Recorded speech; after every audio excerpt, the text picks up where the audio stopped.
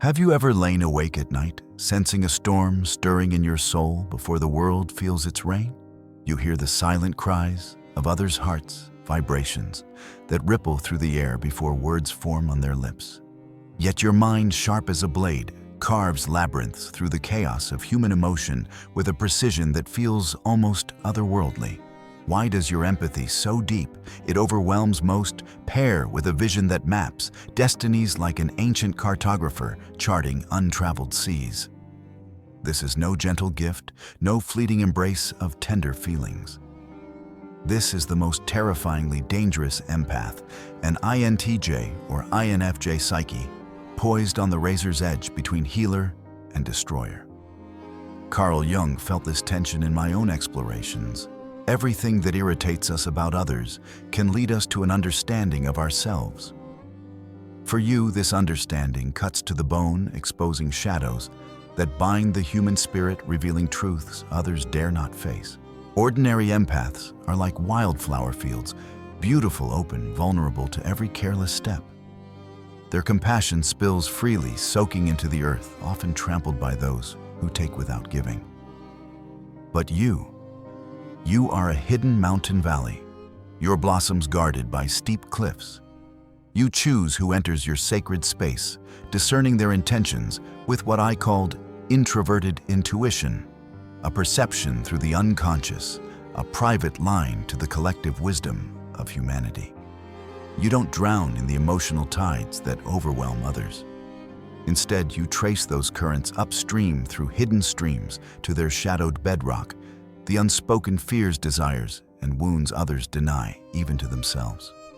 You see their paths unfolding toward ruin or redemption long before they do. When people leave your presence, they feel naked, as if you've peeled back layers they forgot they wore. They call your insight guesswork, blind to your attunement to the archetypes stirring within them, the anima's seductive whisper, the abandoned child's silent wail, the false self's brittle mask cracking under your gaze. This gift sets you apart, a paradox of feeling and foresight.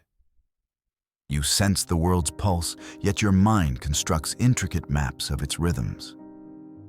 You're drawn to the unseen, the unspoken, the places where souls hide their deepest truths. Have you ever felt the weight of a room shift when you enter, as if your presence alone stirs the air? Why do you sense undercurrents? Others miss the hesitation in a smile, the fear behind a laugh. This is no mere sensitivity. It's a power that can shift the course of lives, for better or for worse. The unconscious is calling you to a journey, one that promises transformation, but demands you confront the dangers within your own psyche. As we begin, know this: your gift is rare, a configuration of the soul bestowed sparingly. But it comes with a shadow that could consume you if left unchecked. Are you ready to face what lies within? Before we dive deeper, if this resonates with your soul's journey, please hit that like button and subscribe for more transformational content. Your support helps this message reach other souls who need to hear it. Your mind is a cryptographer of souls, decoding the human interior with empathy as its ink. You don't just feel, you dissect, mapping the contours of others' inner worlds with a precision that borders on the uncanny. But every psyche cradles its opposite, as I learned through years of exploring the unconscious. Just as the healer carries a wound, you carry the seed of control. When your feeling function, that open portal to others' suffering, merges with the INTJ's strategic thinking or the INFJ's visionary insight, you wield the power to reshape emotional landscapes without limit. The shadow whispers softly like a lover in the dark. You can guide them. You can shape their paths. Temptation beckons, subtle yet insistent, urging you to mold others to the vision you see so clearly. As I wrote, the shadow is a moral problem that challenges the whole ego personality. For no one can become conscious of the shadow without considerable moral effort. Without discipline, your gift turns to poison, a blade that cuts too deeply, wounding both you and those you touch. Your dreams are not mere dreams, they are invasions of the unconscious, vivid and relentless. You walk through the chambers of another's mind, touching relics, from their forgotten past, hearing confessions as their waking lips would never dare utter. You wake with their weight pressing against your chest, their essence lingering like a half-remembered song. Your crystalline intellect takes these fragments and assembles them into truth, a map of their soul's architecture. At this crossroads, choices loom. Do you speak the truth you see? Do you stay silent? Do you shield them from their own shadows or unravel the illusions they cling to? Each decision carves your own path, deeper shaping who you become as much as it shapes them. Most see empathy as passive like rain, soaking into the earth. Yours is different. It's water under pressure, channeled through the deliberate architecture of your psyche. Your introverted intuition gathers unspoken patterns, sensing the currents beneath words and gestures. Your feeling function weighs these, ethically discerning what serves the soul's growth. Your thinking hones the blade for what must be cut, illusions, defenses, lies that no longer serve. The result is surgical compassion, a precision that can transform with a single phrase or a well-timed silence. You don't just feel others' pain, you see its roots, its consequences, and the paths it could take. This is why your presence lingers in their minds, haunting like a dream they can't shake. But what kind of architect will you become? A restorer of crumbling temples, rebuilding souls with care, or a builder of invisible cages, trapping others in your vision of what they should be? The danger isn't malice. It's the power to pivot destinies with the smallest gestures. A knowing glance can shift their self-perception. A carefully chosen word can plant a seed they believe is their own. A mirrored pain can break open their defenses, altering their inner world forever. This is an art both divine and perilous, a gift that demands constant vigilance. You may protest, "I only want to help." But the unconscious sees through you. It knows when your guidance is a flight from their chaos, a need to impose order on the unpredictable. It reveals your shadow, not cruelty, but precision, stripped of warmth in sight, wielded without love. You see truths accurately, but souls have their own rhythm of awakening. Rip away their illusions too soon, and you leave them exposed to winter's bite. Your foresight must learn the patience of seasons, the humility to let others unfold at their own pace. This awakening stirs uncomfortable questions. Have you ever felt the urge to steer someone's path, not for their sake, but to quiet your own unease? Have you sensed their pain and seen their future, yet wondered if your insight serves them or your need to be right? The unconscious doesn't lie, it mirrors your motives, showing where your empathy might mask a hunger for control. To wield this gift, you must confront this shadow, not once, but continually. The terrifying empath is dangerous, not because of what you feel, but because of what you choose to do with it. This is your initiation to see the power you hold, to feel its weight, and to choose how you will carry it. The most terrifyingly dangerous empath is one who hasn't made peace with a simple truth. Not every revelation needs voicing, not every wound heals on your schedule.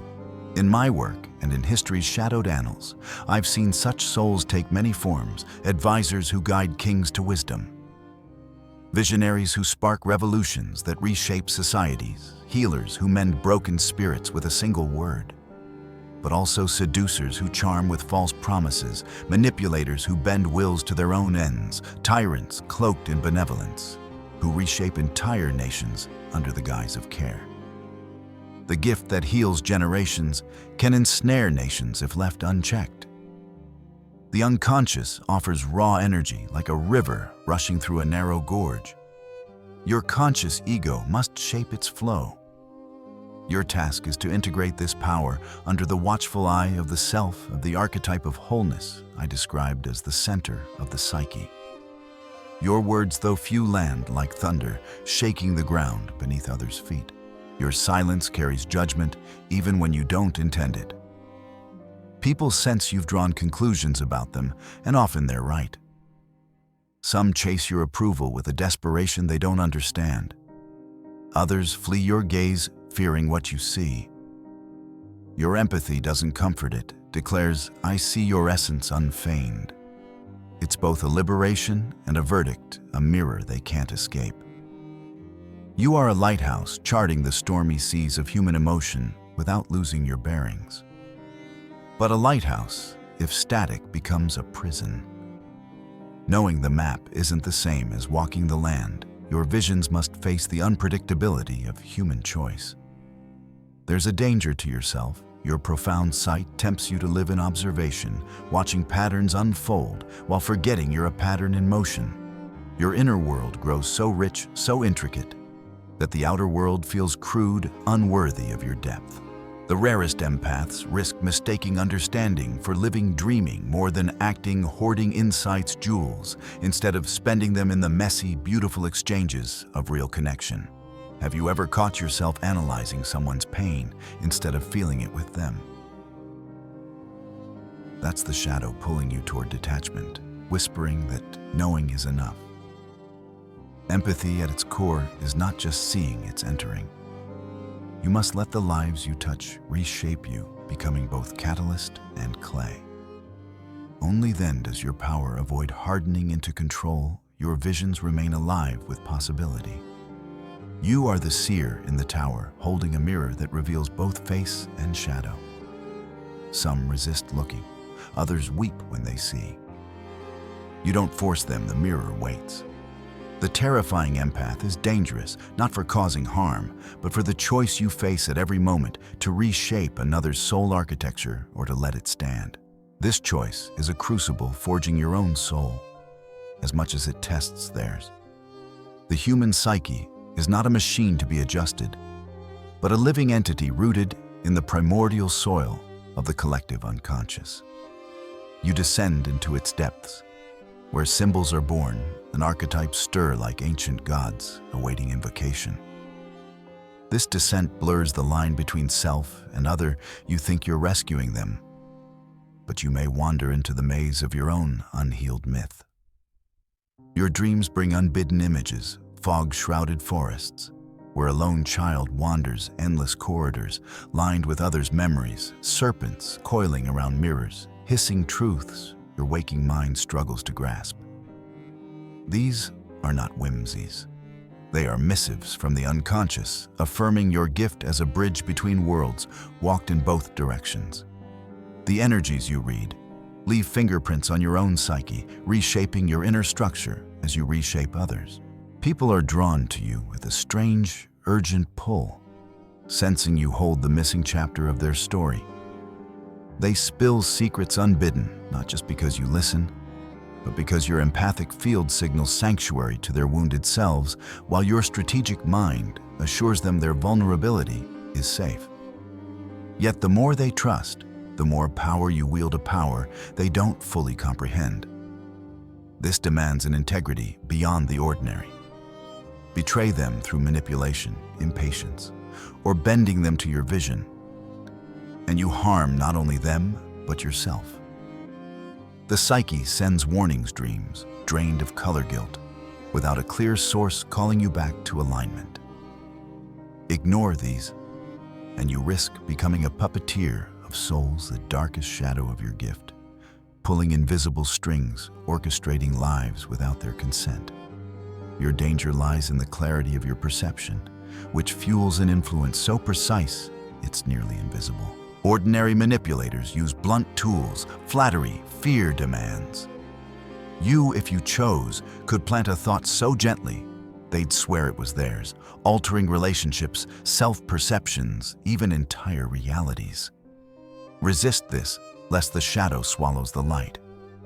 Ancient mystics knew power without self-reflection turns the wielder into a god, blind to their own flaws. Mirror yourself. Why do you intervene, to liberate them or to quiet your fear of their chaos? This question strips away the fantasy of pure selfless love, exposing deeper motives, fear of powerlessness, hunger to see your vision manifest, or even a subtle vanity in being the one who knows. The self of the archetype of wholeness grants this gift sparingly, and only to those willing to face these truths. Your gift is a symbolic union, and the feminine receptivity of empathy merged with the mystic's intuition and the planner's structure. In myth, you are the oracle architect, seeing futures and building paths to them. In the wrong hands, you become a manipulator of fate, bending prophecy to your will. In the right, you are a steward of destiny, guided by humility. Imagine a friend confiding their pain. You see the seed of betrayal in their gestures, a subtle shift in their eyes, a hesitation in their voice. The urge to warn them surges, promising to spare them hurt. Yet a deeper knowing whispers, heartbreak may forge their growth, shaping them in ways comfort never could. Is silence cruel? Does speaking tamper with their path? Each choice refines or corrodes your soul, serving either fleeting comfort or deeper unfolding. Some will exploit your gift, swaying you with tales of suffering, knowing your empathy makes you a beacon for their pain. But not all pain should be lifted. Some guards transformation like a chrysalis, protecting the butterfly within. Forget this, and you become an enabler, robbing them of the trials that shape their becoming. Restraint is your highest compassion. Walk beside them, don't carry them. You'll be misunderstood, labeled cold, manipulative, distant.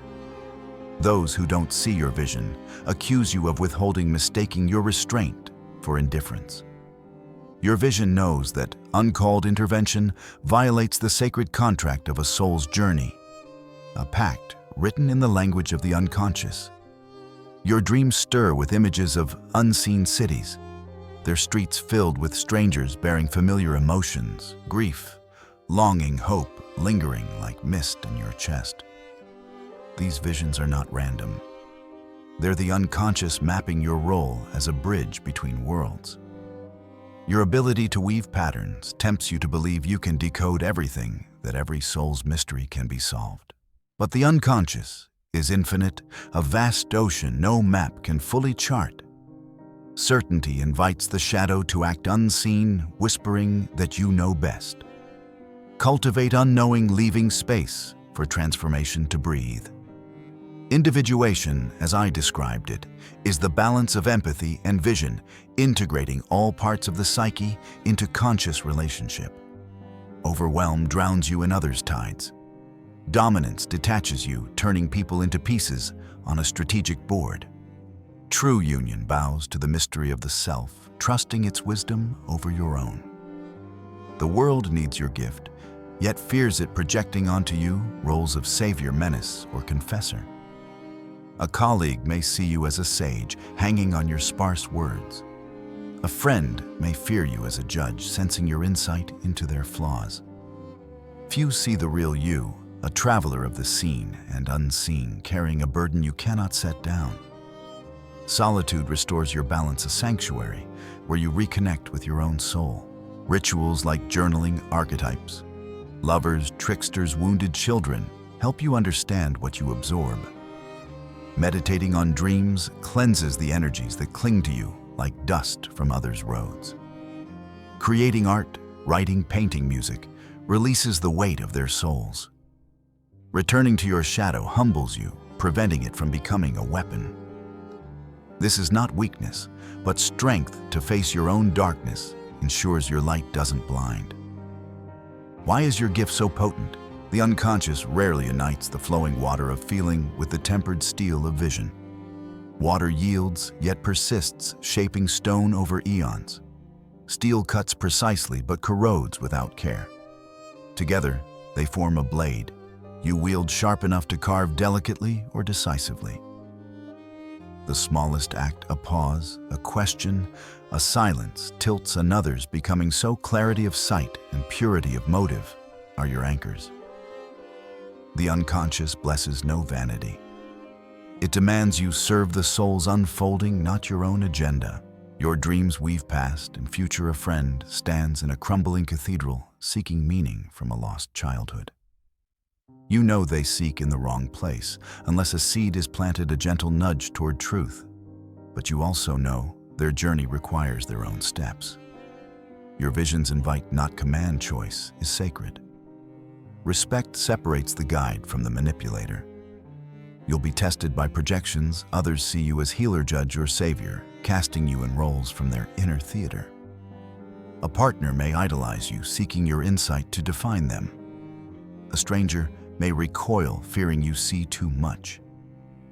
The risk is becoming the character they need, losing yourself in their story. If you play along, the mask feeds eroding your integrity into a subtle compulsion for control. Imagine a colleague pouring out their fears about a failing project. You see their self-doubt rooted in childhood rejection. You could steer them to confidence with a few words, but is that your role? Their struggle may be the fire that forges their resilience. Instead, ask questions that guide them to their own answers, honoring their timing. The shadow shines brightest when you're certain you're helping. The psyche is vast. What seems like rescue may imprison. A word that eases their fear might steal the tension driving their breakthrough. Even kindness can harm without the self's guidance, which seeks wholeness over comfort. Detachment tempts you to analyze others' storms without feeling them, standing above the flood like a scholar of chaos. But a fortress is also a prison. Your heart must stay porous to keep empathy alive, resonant. Dreams reflect this tension. You stand on a balcony, watching a flood with detached curiosity. Then notice a child in your arms, one you didn't know you held. That child is your vulnerability, a reminder you're never just an observer. Foresight is not omniscience, is not. Mistakes are safeguards that the unconscious cannot be fully mastered. Deny your vision's limits, and you risk twisting reality to fit your map, betraying both your gift and others' trust. As the wounded healer, your ability to perceive pain echoes your own fractures. Your strategic mind builds paths through these wounds, but healing others can become a way to avoid your own deeper work. The unconscious won't be fooled. It confronts you with shadow mirroring relationships, situations that strip your control, dreams that unsettle your certainties. A lover who mirrors your fear of abandonment, a friend who triggers your need to fix. These are not accidents, but invitations to face your own wounds. The terrifying empath is one who knows themselves enough to resist the intoxication of influence. This self-knowledge isn't a destination. It's a practice renewed through dialogue with your dreams, fantasies, and impulses, explored with curiosity, not judgment. Your path demands paradoxical strength. Act with precision. When the moment calls, stay silent when silence serves. Embrace the discomfort of others' struggles. Resist the lure of knowing. Best accept being misjudged. Your restraint, mistaken for indifference. Your depth for manipulation. With integrity, your presence alone catalyzes change. Speak sparingly. Your being carries the weight of true seeing, acting only to serve deeper unfolding. In daily life, set boundaries like a lighthouse, not a wall firm, yet open to the tides. Test your visions against reality's unpredictability, not your need for certainty. Befriend your shadow, its hunger for control, its fear of irrelevance, through rituals like writing letters to it, asking what it seeks. These practices ground you, keeping your gift from turning inward. Practical steps anchor your gift in the real world. When tempted to fix someone, pause and ask, does this honor their soul's timing? In relationships, share your insights as invitations, not decrees, to avoid becoming their savior or judge. Offer a partner a question that sparks their own reflection, not an answer that defines them. In work, perhaps as a therapist, leader, or artist, your surgical empathy can transform, but guard against burnout by retreating to solitude regularly. A weekend alone, free from others' energies, can recharge your soul. Seek community with others like you, perhaps in Jungian circles, online forums, or study groups to share the burden without isolation. These connections remind you that you're not alone in carrying this gift. Doubt will come, embrace it as shadow work, a chance to deepen your integration. Consider historical figures who embodied this gift's duality. Joan of Arc, likely an INFJ, felt the pain of her people and saw visions of liberation leading France to victory. Yet her unyielding certainty led to her martyrdom, a reminder that even noble visions need humility. Sigmund Freud, another possible INTJ, used his empathy for human suffering to birth psychoanalysis, but his rigidity in theory sometimes overshadowed his patient's truths. These figures teach us your gift is a tool, not a throne. Use it to serve, not to rule. Your art is to hold another's soul architecture without redrawing it, to guide without gripping heel, without binding love, without possessing. This gift is never fully mastered, only lived more deeply with each encounter. You carry a dual nature, moving between the ordinary and the transcendent, the felt and the foreseen, the wound and the cure, the human and the archetypal. You don't just read people. You hear the symphony beneath their words, the rhythm of their psychic heartbeat. Your presence shifts the air. Some feel seen and disarmed, as if you've unlocked a door to their soul. Others sense something dangerous, a key to truths they're not ready to face. Truth is always dangerous, before it liberates a blade that cuts, before it heals a fire that warms, before it burns. This gift, both luminous and heavy, sets you apart in ways that are both a blessing and a burden. You perceive the undercurrents of human experience, joys, unspoken fears, unacknowledged dreams buried under years of compromise. Your empathic sight is not merely a skill, but a way of being a lens through which you witness the world's hidden layers. It allows you to sense the unspoken grief in a friend's casual smile, or the latent courage in a stranger's hesitation. Yet this same sight isolates you, for few share your depth of perception, and fewer still can meet you in the liminal space, where intuition and understanding intertwine. To wield this gift is to walk a tightrope between connection and solitude, intimacy and distance, clarity and mystery. There will be seasons when you long to set this gift down, to stop feeling the world's weight, to stop seeing paths others can't. You'll wish for the blindness others enjoy, the shallow safety of ignorance that lets them move through life unburdened. But the unconscious, once it has expanded, you allows no retreat. You are initiated into a mystery you cannot unsee. The question is not how to shed this burden, but how to carry it without being consumed. Rituals are your lifeline. Return to your center through solitude, dream work, creation, or contemplation. Shielding alone makes you rigid, cracking under the archetypal forces you touch. You must flow, letting others' energies pass through you without clinging. Journal the archetypes you encounter: lovers, tricksters, wounded children, and ask what they teach you about yourself. Meditate on your motives before acting, ensuring they serve the other's unfolding, not your need for order. Create right paint. Sing to release the weight of others' souls, transforming their pain into something beautiful. The practice of journaling archetypes is particularly potent. Each archetype you meet in others mirrors a facet of your own psyche. The lover archetype, with its longing for union, may reflect your desire for connection or your fear of abandonment. The trickster, with its playful disruption, might reveal your own resistance to rigid structures or your tendency to manipulate outcomes. The wounded child, trembling in someone's story, may echo your own unhealed hurts. By writing these encounters, you map your inner world, tracing the threads that connect your experiences to universal patterns. Ask, what does this archetype want from me? What does it reveal about my shadow? This practice not only grounds you, but also transforms the raw energy of others' emotions into insight, preventing you from being overwhelmed by their psychic weight. You hold the power to alter inner worlds, yet each soul is sacred ground, not yours to reshape. Life will place you with those whose shadows mirror yours, their wounds resonating in strange magnetic ways. This is no accident. The unconscious stages your integration, orchestrating encounters that reflect your own unfinished work.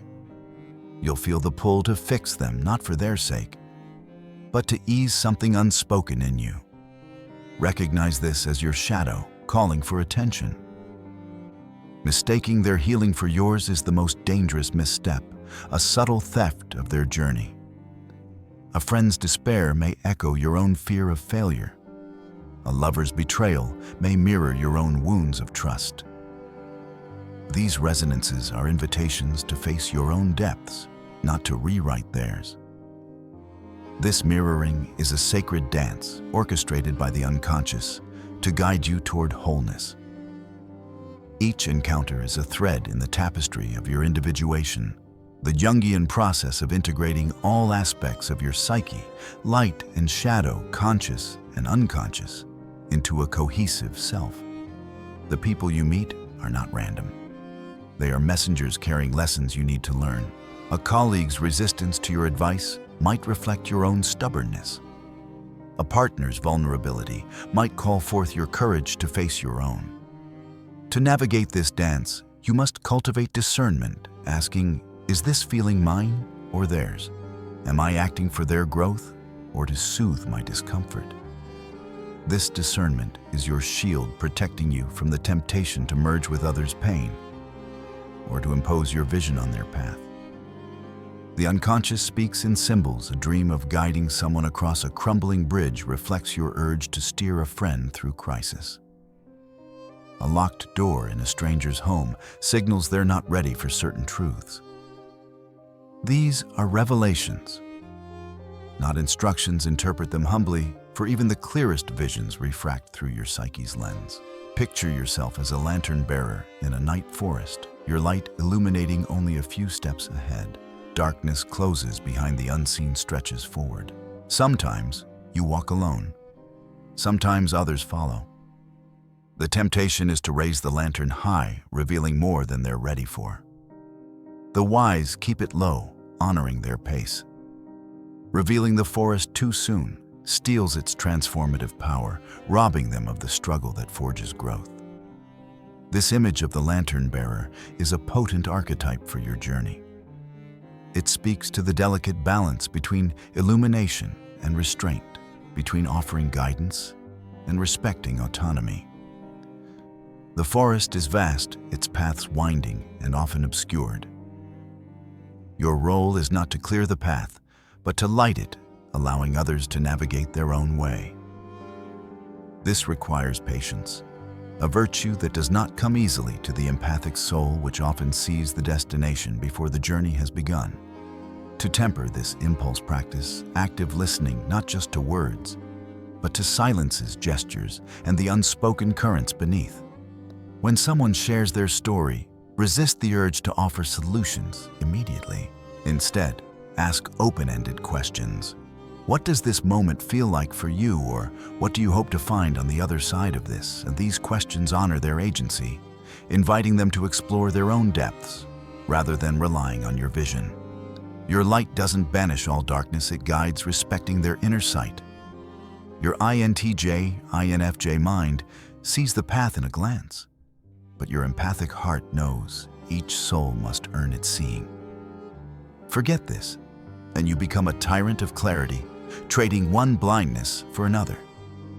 Remember, and you are a keeper of sacred timing, a guardian of others' journeys. Your influence won't always be gentle. Truth can crack others open, and they may resist, resent, or leave you. Don't measure your gift by their staying or going, but by whether you acted from deep alignment with their wholeness. The seeds you plant may sprout long after you're gone. In darkness, you'll never see. This sacred timing is a cornerstone of your gift's ethical practice. The empath's vision can be so acute that it feels like a mandate to act, to intervene, to correct.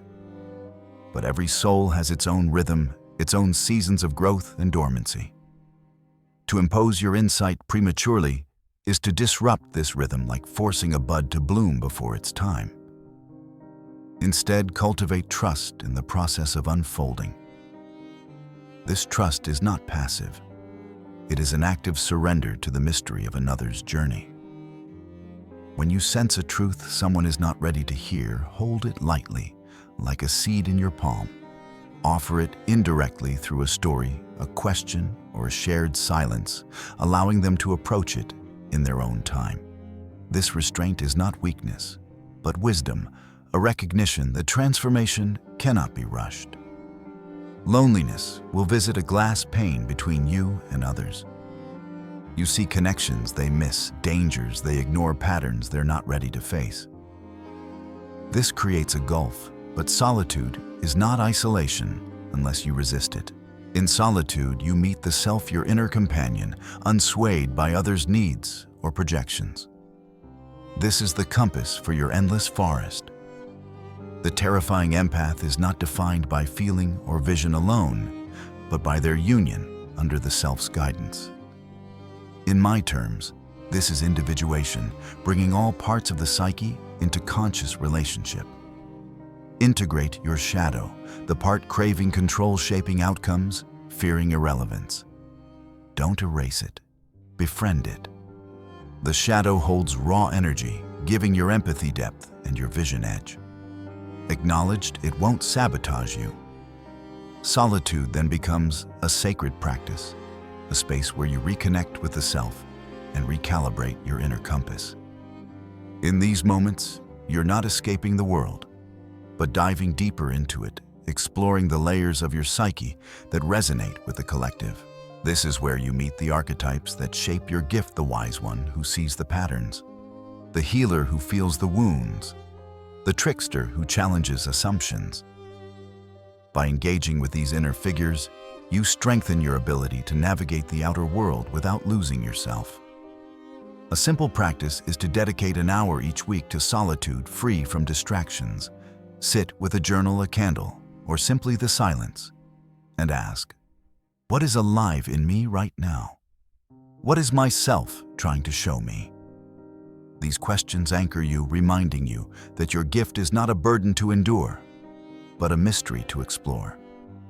History offers lessons. Jane Goodall, an INFJ, used her empathic connection with animals to bridge human and primate worlds, transforming conservation without dominating. Plato, another INFJ, crafted the cave allegory, guiding souls from shadows to light while letting them climb themselves.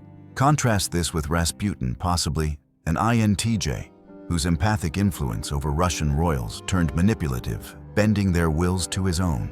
Or consider Dante Alighieri, an INTJ poet whose divine comedy dissected human souls with empathic precision, guiding readers through hell to paradise without forcing their steps. These figures show the gift's potential to heal or harm, to guide or control. Your choices determine which path you tread. These historical examples illuminate the spectrum of your gift's expression. Jane Goodall's empathy extended beyond the human, touching the primal and universal, reminding us that your gift is not limited to people, but can encompass the living world. Plato's allegory teaches the power of metaphor to awaken insight without coercion, a model for how you might share your vision. Rasputin's story is a cautionary tale, showing how empathy, when fused with ego, becomes a tool of control rather than liberation. Dante's journey through the Inferno and beyond mirrors your own path through the psyche's depths, offering a map for navigating the shadows without being consumed. Each figure faced the same choice you do: to wield their gift in service of the soul's unfolding, or to bend it to their own desires. Practical wisdom anchors you in daily life. Weekly dialogue with your shadow. Write letters to your controlling side, asking, what do you fear? What are you protecting? This keeps your ego in check. Interpret your dreams. Note symbols like bridges, doors, or children, and ask how they relate to your interactions. A dream of a locked gate may signal a colleague's resistance to change. A child in a storm may reflect your own vulnerability. Before intervening, pause and ask, does this honor their soul's timing? In relationships, offer insights as invitations, not decrees. If a partner shares their fears, ask questions that spark their own reflection rather than providing answers that define them. In work, perhaps as a therapist, writer, or leader, your surgical empathy excels, but protect yourself with regular retreats to solitude. A day in nature free from others' energies can recharge your soul. Seek community with rare empaths like you in Jungian circles, online forums, or local study groups to share the burden without losing yourself. Doubt will come. Embrace it as shadow work, a chance to deepen your integration. These practices form a scaffolding for your gift, grounding its ethereal nature in the rhythm of daily life. Consider expanding your dream work by keeping a dedicated dream journal. Each morning, record not only the symbols, but the emotions they evoke. A dream of a crumbling bridge might carry a sense of urgency or fear. Explore how these feelings connect to your waking interactions. Are you pushing someone to cross a threshold they're not ready for? Are you afraid of your own transitions? This practice sharpens your ability to interpret the unconscious, both yours and others. Similarly, your weekly shadow dialogue can evolve into a ritual of self-inquiry. Use a structured format, write a question from your conscious self, then let your shadow respond freely. This dialogue uncovers hidden motives, revealing the fears or desires that drive your need to control or fix. Extend your practices further. Each morning, meditate for 10 minutes, asking, "What does my self need today?" This aligns you with your inner wisdom. Monthly, review your interactions, noting moments you felt the urge to control. Write them down. I wanted to fix their problem. Why? This uncovers hidden motives. When others project onto you, calling you savior or threat, reflect, are they seeing me or their own fears? This discernment protects your identity from their stories. If you feel overwhelmed, create a ritual to release energies. Walk in a forest, sketch the symbols from your dreams, or play music that echoes your soul's rhythm. These acts are not escapes, but anchors tying you to your humanity. These rituals are not mere tasks, but sacred acts weaving your gift into the fabric of your life. The morning meditation, for instance, is a moment of communion with the self, a chance to listen to the quiet voice that guides your actions. The monthly review is a reckoning, a mirror held up to your motives and mistakes. When you walk in a forest or sketch a dream symbol, you are not retreating but engaging with the world's deeper currents, translating its energies into forms you can understand. These practices are your alchemical tools, transforming the raw material of empathy and vision into gold wisdom that serves both you and others. Your gift's transformative power lies in its duality. You are both human and archetypal, walking the line between the felt and the foreseen. You sense the world's heartbeat, yet see its patterns like a chessboard stretching into eternity. This duality is your strength, but also your challenge. The unconscious rarely unites empathy's flowing water with vision's tempered steel. Water shapes stone over time, yielding yet persistent. Steel cuts cleanly but corrodes without care. Together, they form a blade you wield with precision or peril. Every interaction is a choice to carve a path or a wound. Your clarity of sight and purity of motive are your safeguards, ensuring your influence serves the soul's unfolding, not your ego's agenda. This metaphor of water and steel is not just poetic, but practical. Empathy, like water, must flow freely, adapting to the contours of each soul's landscape. Vision, like steel, must be sharp and deliberate, cutting through illusions without wounding the truth beneath. To balance these forces, practice grounding exercises when you feel overwhelmed by empathy's tide or vision's weight. A simple technique is to focus on your breath, imagining it as a river, carrying others' energies through you and out again. Alternatively, visualize your vision as a blade, honed by intention, used only when it serves the greater good. These mental images anchor your gift, preventing it from spilling over or becoming rigid. One day you'll see the greatest danger wasn't your effect on others, but your gift's effect on you. Every life you touch touches you back. Every pattern echoes in your being. Each echo offers a choice: turn away or step through to deeper knowing. Choose the doorway, and every encounter becomes part of your individuation, each soul a mirror of your hidden corners. Your path's measure isn't how many you guide, but how fully you let your gift transform you. The wise empath isn't remembered as the all-seer, but as one who served life's unfolding without possessing it. Your sight is a trust, not a crown. Your influence at its highest is invisible. This realization that your gift transforms you as much as others is the heart of your journey. Each interaction, whether fleeting or profound, shapes your psyche, adding layers to your understanding of the self. A stranger's gratitude might awaken your sense of purpose. A friend's rejection might reveal your fear of abandonment. These moments are not distractions, but invitations calling you to integrate new facets of your being. To embrace this practice, gratitude for each encounter, even the painful ones. Write a letter to someone who challenged you not to send, but to acknowledge their role in your growth.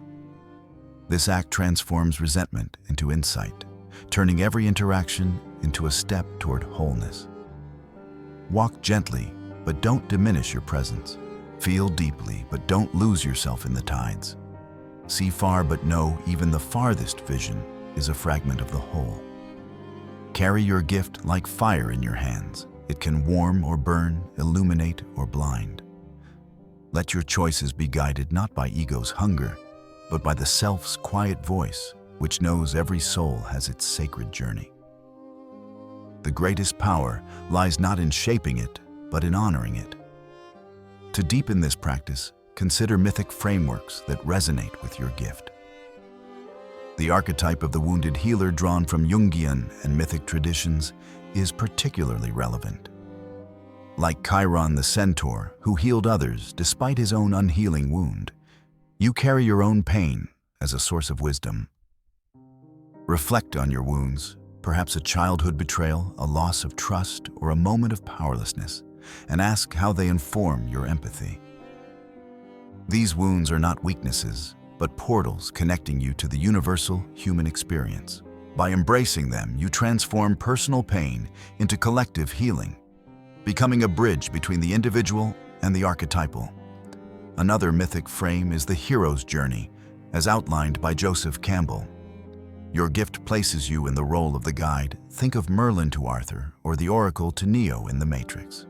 You offer wisdom, but the hero must walk the path themselves.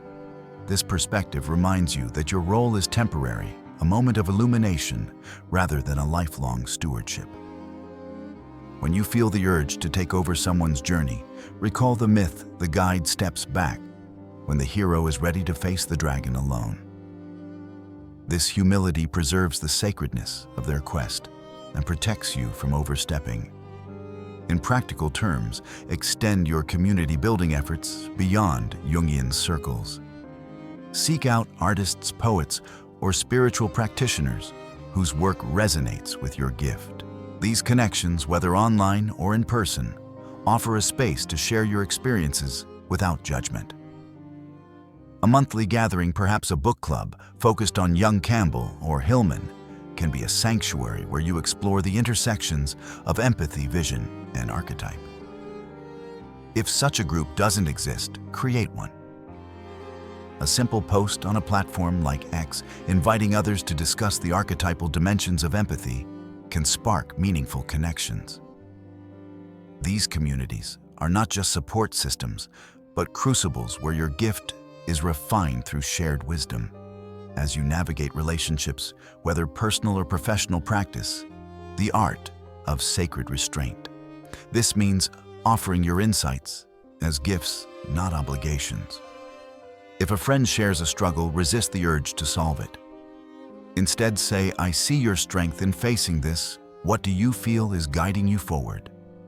This approach empowers them while honoring your vision. In professional settings such as therapy or leadership, sacred restraint is even more critical. Your ability to see patterns, say, a team's resistance to change or a client's avoidance of truth, can be transformative, but only if shared with care. Frame your observations as possibilities. "I've noticed this pattern. Does it resonate with you?" This invites collaboration rather than imposing your truth. Your gift also has a collective dimension. Beyond individual encounters, you sense the currents of the collective unconscious, the shared hopes, fears, and dreams that shape societies. In moments of cultural upheaval, your empathy and vision become a beacon. You might feel called to write, speak, or create art that captures these currents, offering others a way to navigate the chaos. If you choose this path, do so with humility, knowing that your voice is one among many. A blog post, a poem, or a community project can be a vessel for your gift, amplifying its impact without claiming ownership of the collective story. One final practice is to cultivate awe. Your gift, for all its weight, is a window into the mystery of existence. Each soul you touch, each pattern you see, is a glimpse of the infinite. Pause daily to marvel at this, at the complexity of a stranger's glance, the depth of a friend's silence, or the vastness of your own dreams. This awe keeps your gift alive, preventing it from becoming a mechanical tool or a burdensome duty. A simple way to cultivate this is to end each day with a question. What moment today showed me the beauty of the soul's journey? Write the answer, however small, and let it remind you of the sacredness of your path. Engagement, CTA. Has this stirred your soul? Share in the comments. Have you felt this empathic power or faced its shadows? How do you balance vision and restraint in your life? Subscribe for more Jungian journeys to redefine your inner world and join our community to explore the archetypes that shape us all.